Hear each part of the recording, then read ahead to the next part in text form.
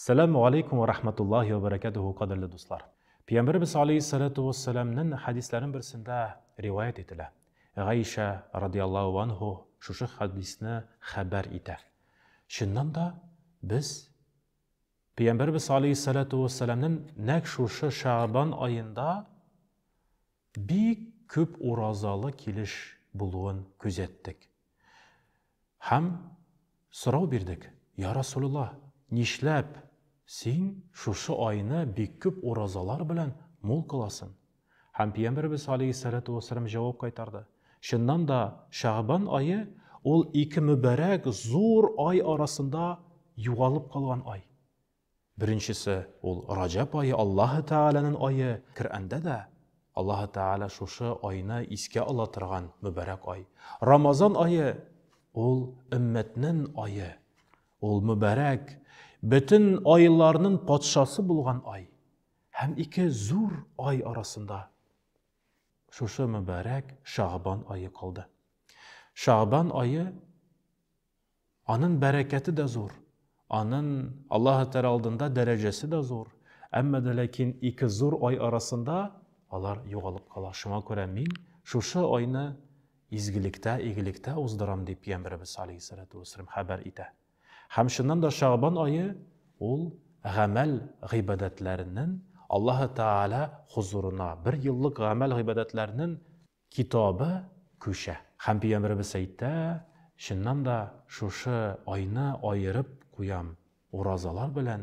Çünkü Allah Teala aldığında benim gamellerim, g'ibadetlerim bilen tulgan gamel defterlerim orazalı kelish köşüvün tilim deb aytib koyam. Şu mübarek ayda mübarek kişe var. Baraat kişesi. Hadislerden birisinde aytila, ferişteler aldığında iki gayet var. Kişiler aldığında uraza gayet hem kurban gayeti bulgan kibik, ferişteler aldığında da iki gayet var. Birincisi ise ol şu Şaban ayında, Şaban ayının ortasında bulgan baraat kişesi. Baraat kişesi. İkincisi ise ol dayında Kadir kişesi. Şuna göre hürmetli cemaat ferişteler, hatli ferişteler de şu günni hem şu ayda izgilikler, igilikler hem Allah Teala aldığında siyinişler bilen mo'l kılgan kibik.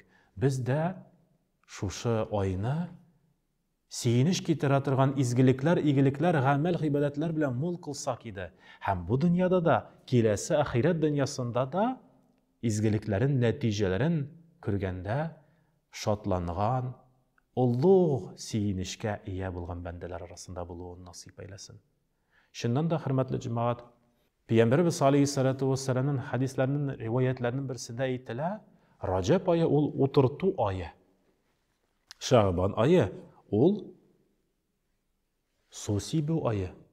Hem Ramazan ayı nek inde ol neticeler, jimişler jiyu ayı. Nese degan söz? Yani biz Ramazan ayın ketip Ramazan başındagına tügel Rajab ayında hem anarasın Şaban ayında biz izgiliklerimizni köbeytip inde Ramazanda neticelerge, zor ilahi neticelerge, ruhi neticelerge erişirge tilesek, bigrek de Rajab hem Şaban ayında da izgiliklerini tağın da köbeytirge tiyiş biz.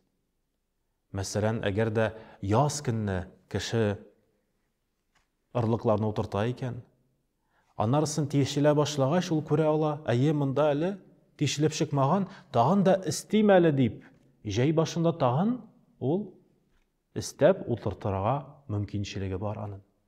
Ama da lakin küskine indi neticeler jiyilgan vaxtda, jimişler tatıgan vaxtda indi oturtsan, senin ırlıkların jimişlerge erişmeske mümkün.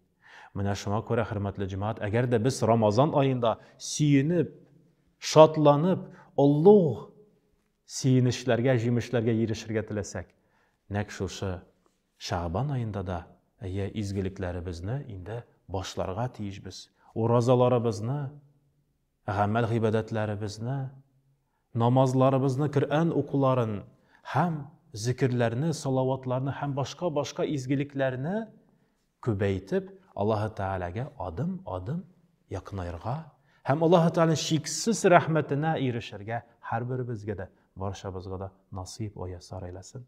Esselamu aleyküm ve rahmetullahi ve berekatuhu.